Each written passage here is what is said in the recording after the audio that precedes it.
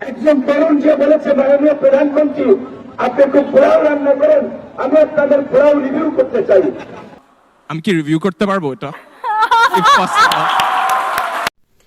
Guys, এই নূর ভাই একটা ইন্টারভিউতে রাফসান্দা ছোট ভাইকে গর্দভ এবং বুদ্ধি প্রতিবন্ধী বলেছেন।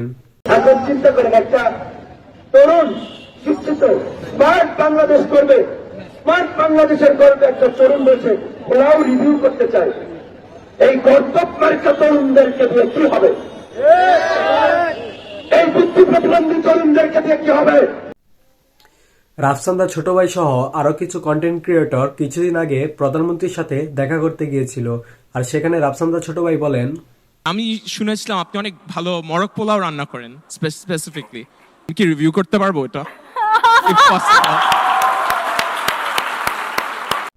ভাই রাফসান্দা ছোট ভাই হচ্ছে একজন ফুড ব্লগার, আর সে ওখানে কন্টেন্ট ক্রিয়েটর হিসেবেই নিমন্ত্রণ পেয়েছিলেন। তো সে কি ওখানে যে প্রধানমন্ত্রীকে ফুড ব্লগিং বিষয়ে প্রশ্ন না করে কি রাজনৈতিক বিষয়ে প্রশ্ন করবে?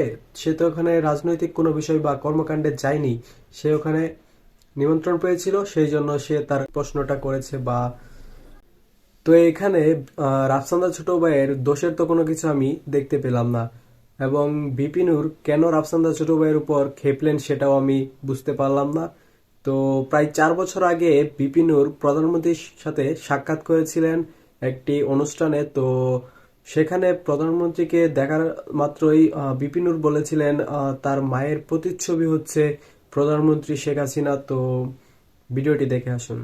আজকে আমি মাননীয় প্রধানমন্ত্রী এত দেখে আসলে আমার সেই আমার মনে হয়েছে যে তার মধ্যে আমার মায়ের চেহারাটা আমি কিছুটা দেখতে পেয়েছি, এরকম একটা।